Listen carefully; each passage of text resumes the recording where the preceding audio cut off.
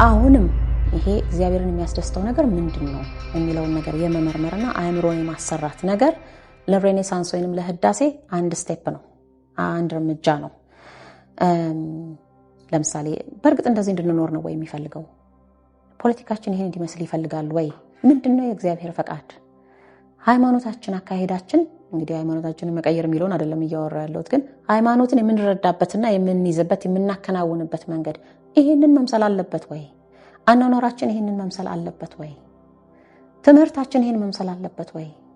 የትምህርት ስርዓታችን፣ ማህበራዊ ኑሯችን፣ ግብርናችን ይሄን መምሰል አለበት ወይ? ምንድነው የማይፈልግ ነገር ይቀላቀል ነው? ወደ እውነተኛው እግዚአብሔር ወደሚወደው አይነት ለመምጣትስ ምንድነው ሳንካ የሆነብን የሚለውን ነገር መመርመር፣ ከዛ ወደ ተግባር መግባት፣ የማንንም ፈቃድ የማንጠይቅበት የተወለድንበት መብታችን፣ የተፈጠርንበት መብታችን እንዲሁም አደራ የተባልነው ተልእኳችን ነው ማለት ነው። ኢትዮጵያዊ ነኝ ብሎ የሚያምን በእግዚአብሔር ፊት ራሱን ኢትዮጵያዊ ነኝ ብሎ የሚያምን ሰው ይህንን የማድረግ ተልእኮ አለበት ማለት ነው። ያ ደግሞ ምንን ያመጣለታል? መመረጥ የሚባለውን ነገር ያመጣለታል።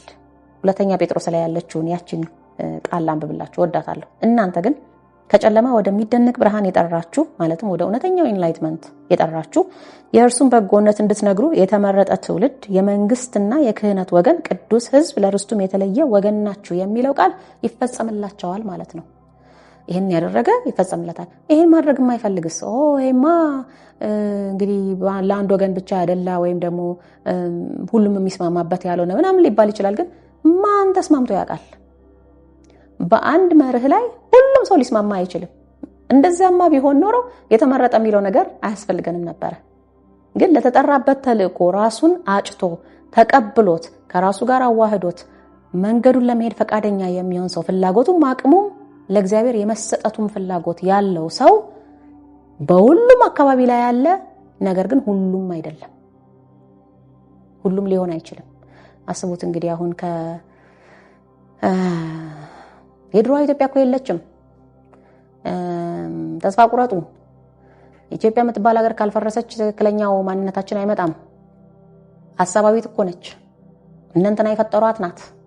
የምኒልክ ፈጠራ ነች፣ የከሌ ፈጠራ ነው እየተባለ በሚታሰብበትና ይሄን ከሚናገሩ ጋር የሚያስማማ ምን ፕሪንሲፕል ሊኖር ይችላል? ምን አይነት መርህ ሊኖር ይችላል? መርሁን የያዙት ሀገሪቱን ያስቀጥሏታል። መርሁን ያልያዙት ከመንገድ ይወርዳሉ። ከዛ ውጪ ሌላ ምንም አይነት ምርጫ የለም።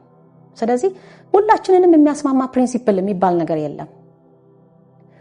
ዘላቂው ባቡር የቱ ነው ነው ጥያቄው። የቱን ባቡር ልሳፈር? ዘላቂው የቱ ነው? የቱ ያዋጣል? ከዛ ያንን በምናደርግበት ሰዓት ራሳችን ለሌላው መድኃኒት መሆን እንችላለን ማለት ነው። እግዚአብሔር አንድ ያላደረገውን ሰው አንድ ሊያደርገው አይችልም። ዲሞክራሲም አንድ ሊያደርገው አይችልም። ሪፐብሊክም አንድ ሊያደርገው አይችልም። ፌደራሊዝምም አንድ ሊያደርገው አይችልም። ኮንፌዴሬሽንም ሪፈረንደምም አንድ ሊያደርገው አይችልም። ምንም አንድ ሊያደርገው አይችልም። እንዲሁም ደግሞ ቅርብ ጊዜ የመጣው የአቡዳቢው ቤተ መቅደስም አንድ ሊያደርገው አይችልም። የአብርሃሚክ ፋሚሊ ተብሎ ሶስቱም እምነቶች ጂዊሽ፣ ሙስሊም ኤንድ ክርስቲያን አንድ ላይ የሚሰግዱበት ቤተ መቅደስ ተከፍቷል አይደል? እሱም አንድ ሊያደርገው አይችልም። ኢኩሜኒዝምም አንድ ሊያደርገው አይችልም። ፕሪስካ ቴዎሎጂያ የሚሉት ፍልስፍናም አንድ ሊያደርገው አይችልም። ምንድነው ፕሪስካ ቴዎሎጂያ? ዝርዝሩን ፀሐይ ከተማ መጽሐፍ ውስጥ ታገኙታላችሁ። ግን ሐሳቡ ምንድነው? በሁሉም እምነቶች ውስጥ ያለ ወይም ርዕዮተ ዓለምን በሉት፣ ርዕዮተ ዓለምና እምነት የተለያዩ ይመስላሉ እንጂ አንዱ ካንዱ ይቀዳል፣ ያው ናቸው። በሁሉም እምነቶች ውስጥ ያለ ኮመን የሆነው ነገር የሚያለያያቸው ሳይሆን ኮመን የሆነው ነገር ምንድነው ብሎ አውጥቶ ያንን ለዓለም ሕዝብ ማስተማር የምትባል ፕሪንሲፕል ናት። እንደዛ የሚባል ነገርም የለም። ውሸት ነው። ይሄ የግሎባሊስቶች አባባል ነው። ድሮም የግሎባላይዜሽን ሐሳብ ነበረ፣ ሄርሜቲሲዝም ይሉታል። አሁንም በተለያየ መልክ ስሙን ቀይሮ ይመጣል። ያው ነው። እንደዛ የሚባል አስተሳሰብ የለም። ብርሃንና ጨለማን አንድ የሚያደርግ ነገር ምንም የለም።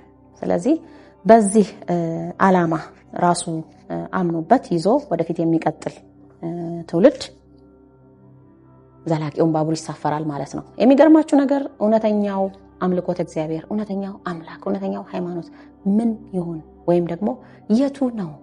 እግዚአብሔር እንዴት ነው እንድንኖር የሚፈልገው የሚለውን ነገር መመርመር፣ ከዛ ለራስ መያዝ፣ ከዛ ለሌላውን መግለጥ፣ ከዛ ለትውልድ ማስተላለፍ የሚለውን መርህ የሚከተል መንግስት እንደሚኖረን ነው ለወደፊት የሚነገረው አይደል? የኢትዮጵያ ትንሣኤ የሚባለው ያ ነው እኔ እስከሚገባኝ ድረስ። እና ድሮ የቅድም የተገለጸው አይነት ነገር እንግዲህ በዚያ ጊዜ በማናቸውም የተቀረጸ ምስል አትመስሉኝ የሚለው ነገር የመጣው ለሙሴ ይሄ በ10ቱ ትእዛዛት የመጀመሪያው ሆኖ ከመሰጠቱ በፊት ከብዙ ሺህ ዓመታት በፊት ነው እንግዲህ ይሄ ምክንያቱም በዛ ሰዓት ያው መቅረጽ በስቶ ነበረ ጣዖታት ይሄ የሐሰት አማልክት የምንላቸው የተቀረጸው ምስሎች ስለሆኑ ማለት ነው በወፍም በድመትም በፒኮክም በላምም በምናምን መልክ ስለሚቀረጹ ማለት ነውና ያንን አይነት መፍትሄ የወሰዱበት ያ ኢትዮጵያዊ ንጉስና እነዚያ ጠቢባን ካህናት የወሰዱትን አይነት መፍትሄ አሁንም በኢትዮጵያ ትንሣኤ ላይ እንደገና ከፊታችን ይጠብቀናል ፍካሬ ኢየሱስ ላይም በሉት ማቴዎስ 24ም ላይ በሉት አባ ጊዮርጊስ ዘጋስጫ መጽሐፈ ምስጢር ላይ በጻፈውም በሉት ወይንም ራእየ ሲኖዳ ገድለ ፊቅጦር ላይ ወይንም ፈረንጆቹ የጻፉትም ላይ እነሱ አጣቅሰው የጻፉት ብዙ ነገር አለ ያውቁታል ይሄን ትንቢት እነሱምና በዛ ላይ እንደተገለጸው እንግዲህ ለወደፊት የሚሆነው ነገር አንድ የኢትዮጵያ ንጉስ ይነሳል ይሄም ፕሪንሲፕል መልሶ የሚያጸድቅልን ማለት ነው እንግዲህ የግብፁን ሊቀ ጳጳስ ይይዛል በዛኛው በኩል ደግሞ የሮም ንጉስ ይነግሳል ማን እንደሆነ እንጃ የቁስጥንጥንያውን ሊቀ ጳጳስ ይይዛል ከዛ ብዙ ክርክርና ጭቅጭቅ ደም መፋሰስም ስለሚሆን ይሄ ከሚሆን ለምን አንነጋገርም ተገናኝተን ይላሉ ማለት ነው ድሮ በነ ፓፓሊዮን ጊዜ የነበረውን ክፍፍል እንደገና መልሰው ሊወያዩበት ይገናኛሉ የኢትዮጵያ መምህራን ይረቷቸዋል ይላል በክርክር ምክንያቱም መዛግብቶቻቸው ጥንታዊ ናቸውና ይላል ያልተቋረጠ ነገር ስለያዙ ይሄን ጥንታዊ መዛግብት የሚይዝ ስርዓተ መንግስት ይኖረናል ማለት ነው እንግዲህ ወደዛ ኮምፓሳችንን ማስተካከል አለብን ማለት ነው ለምን እንዘገያለን ካሁኑ ኮምፓሳችንን ያስተካከልን ወደዛ መምጣት የድሮ ፕሪንሲፕል ነው ከፊትም ይጠብቀናል ዩቶፒያኒዝም ማለት ያ ነው ከዛ ከረቷቸው በኋላ ያው የሮሚዎቹ ደግሞ አንረታም ብለው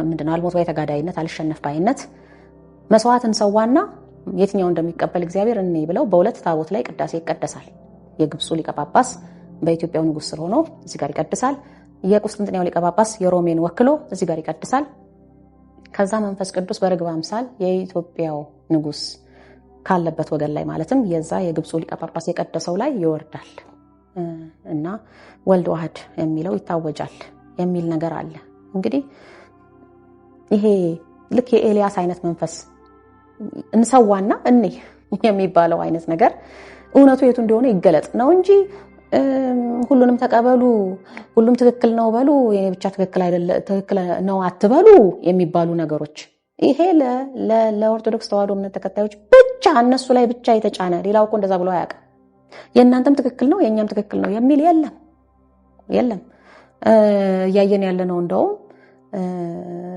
ሌሎች ስፖንሰር የሚያደርጉት ሲኖዶስ ነው ሊፈጥሩልን እየሞከሩ ያለው አይደል እዛ ደረጃ ድረስ ገብቶ ማብቃት ይፈልጋል እና ተቀበሉ በቃ የሌላውም ትክክል ነው ብላችሁ ተቀበሉ የሚባል አይነት ነገር በጭራሽ አንድ አባባል ልበልና የጥንት ኢትዮጵያውያን ይጠቀሟት የነበረች አባባል ናት እሷንም በመጽሐፍ ውስጥ ታገኙታላችሁ ለወደፊት የዛሬውን ቆይታዬን አበቃለሁ ምን ይላሉ መሰላችሁ የጥንት ኢትዮጵያውያን አገርን ቁልቁል ወደ ጥፋት የሚሰዷት 1000 መንገዶች አሉ